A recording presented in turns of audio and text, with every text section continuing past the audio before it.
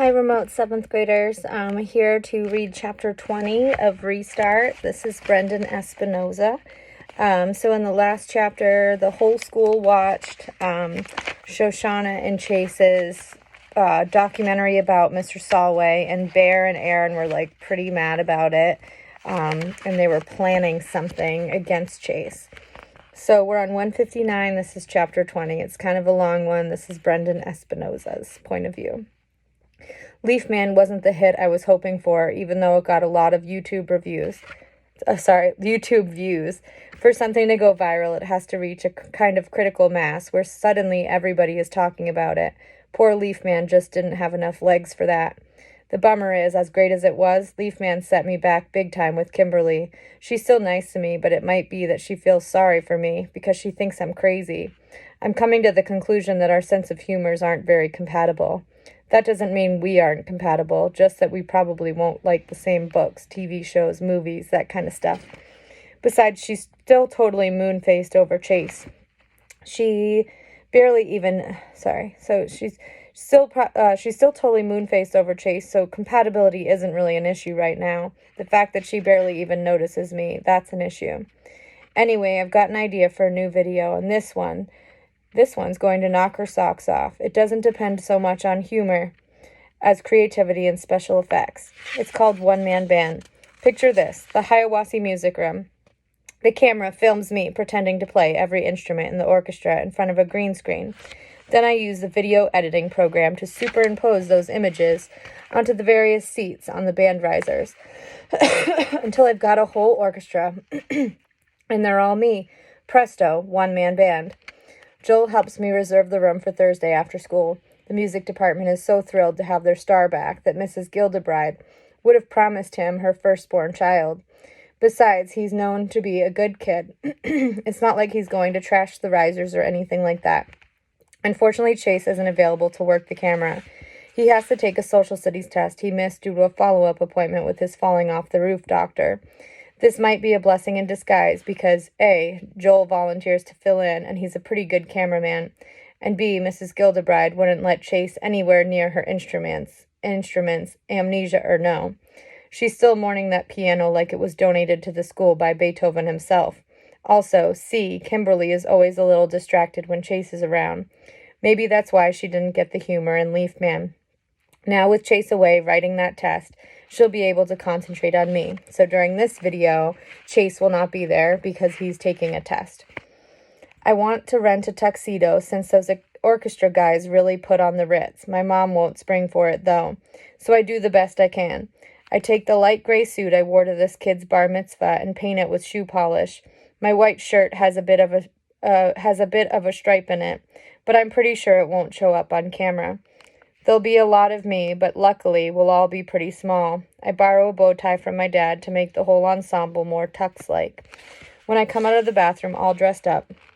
On Thursday, Kimberly wrinkles her nose, a very cute look for her, by the way. Dude, you stink. What did you do, take a bath in magic marker? It's shoe polish, I explain. It's not me, it's my clothes. I had to improvise the formal wear. Why can't you wear normal clothes? Because an orchestra dresses fancy. But you're not in an orchestra. Well, if she doesn't pay any attention to me, it shouldn't come as a surprise that she doesn't read my text either. On the way to the music room, I get her up to speed on one-man band. Her comment is, "You're dripping black gunk on the floor." Really? Uh-oh. There's a trail of shoe polish splatters all the way down the hallway. Too late to worry about that now. Once the video is in the can, I'll do my best to clean up after myself. I think rubbing alcohol works on that stuff, or maybe nail polish remover. Joel is waiting for us inside the music room. He's already put up the video club's green screen and set out all the instruments we're going to need.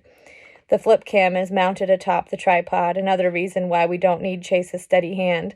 Joel's got some extra lights plugged in with a spaghetti of power cords. We're ready to roll. For music, I've chosen a full orchestral version of For He's a Jolly Good Fellow, performed furiously in triple time. I'll add that in during the editing stage, but I play it on my phone during filming, so I'll have the timing right while I'm doing the thing with the instruments. It's not such a big deal with the small stuff, trumpet, clarinet, sax, flute, piccolo. But for violin and the string family, it's important that my bow should be moving to the right tempo. That goes double for the trombone, the kettle drums, and especially the cymbals. If I go crash, then there'd better be a real crash. I know this song, Kimberly comments, after the music has been playing in an endless loop for at least 20 minutes of shooting. How come you picked such a lousy song? We're in the home stretch, bassoon, French horn, and tuba. The tuba is last. I stare at it. It's the marching band kind where you climb into the middle of it and it's all around your body like a python. Wait a minute, I protest. Where's the regular one? Dented, Joel replies. Somebody dropped it down the stairs and it's out getting fixed. So it's this one or nothing. Well, you can't have an orchestra without a tuba. I squirm in and struggle to my feet. I swear the thing weighs more than I do. I'm no Hercules, but the kid who plays this in the marching band is a 4'8" 6th grade girl. How does she lift it, much less have the breath left over to blow into it? Kimberly is regarding me a little dubiously, so I give her my most confident look and announce, piece of cake. It comes out like I'm straining to pass a kidney stone, not the effect I was reaching for. Top of 163. I put my lips to the mouthpiece and nod to Joel to start filming the final shoot. The camera comes on. The double doors are kicked open, and before I can react, a tidal wave of white foam fills my field of vision. It hits me full in the face. It wouldn't normally be enough to knock me over, but with the heavy tuba bell suspended above my head, I overbalance and go down like a stone. There's a loud clang as the brass of the instrument strikes the metal edge of the riser. I hear a gasp of horror from Joel, and soon I understand why. When I roll out of the stream of foam, still wrapped in the tuba, I see Aaron Hakeman and Bear Bratsky, each armed with one of the school's big silver fire extinguishers, spraying down the room and everything and everybody in it. So, like, right in the middle of their video, Aaron and Bear burst into the room with fire extinguishers and, are spraying them and ruining all these instruments and their video and craziness.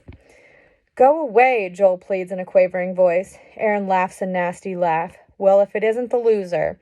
I don't think we ever welcomed you back to school. How rude of us.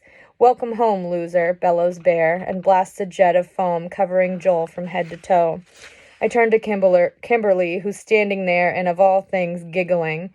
At long last, the girl has found something funny in one of my videos. She thinks it's part of the plan and doesn't even notice we're under attack. Go get help, I bark at her. Yeah, get help, snorts Bear. Why don't you call your friend Chase?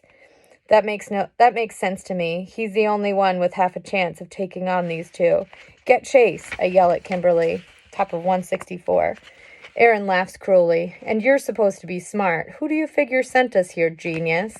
So they tell Joel, Brendan, and Kimberly that this was Chase's idea, which it wasn't. You think Chase doesn't remember the loser who got him put on community service? Bear adds. Go, I shout. He's in Mr. Solomon's room. A blast of foam silences me, and I go down again, still encircled by the tuba. Poor Brendan has, all this foam on him, but he's inside the tuba, so he can't even, get out of it. Now my arms are pinned at my sides, and I can barely move. Not that I'd be much help standing up to those two Neanderthals. And if I'm upset, I can only imagine what must be going on in Joel's mind. After everything he's been through, he comes home only to find that it's starting all over again. Kimberly bolts past the two attackers and out the door. They make no move to stop her. Their focus is on me and mostly on Joel. Hey, check out all these instruments, Bear snickers, as if the band room is the last place anyone might expect to find such things. You think if I practice hard I could become a musician like the great Joel Weber? He delivers a solid boot to the French horn, which skitters across the floor, kicking up a spray from the melting foam that covers half the room. Please don't touch the instruments, Joel whimpers. I promised Mrs. Gildebride I'd be responsible for everything. Well, that does it. Once those two idiots see how to get a rise out of Joel, they're off to the races, throwing flutes like mini javelins and frisbeeing cymbals all around them. They roll trumpets and trombones into the slop and send violins floating on top of it. A kettle drum is upended. Music stands are hurled in all directions. Sheet music is scattered like autumn leaves. It's top of 165. Still stuck in the tuba, I try to scramble toward Aaron and Bear. I slip on wet paper and hit the floor with another clang. Joel has Aaron by the shoulder and is trying to pull him away from the instruments, but Aaron laughs and shakes him off. Suddenly, Chase barrels into the room, Kimberly hot on his heels. "What's going on?" he bellows. "Dude, what took you so long?" Aaron crows in unholy glee. "We had to send the chick to get you." "This is your best idea yet," adds Bear. He hefts his fire extinguisher and hands it to Chase. "It's all yours, Maestro." Chase looks totally blown away. I can't read his expression. Shocked or something else?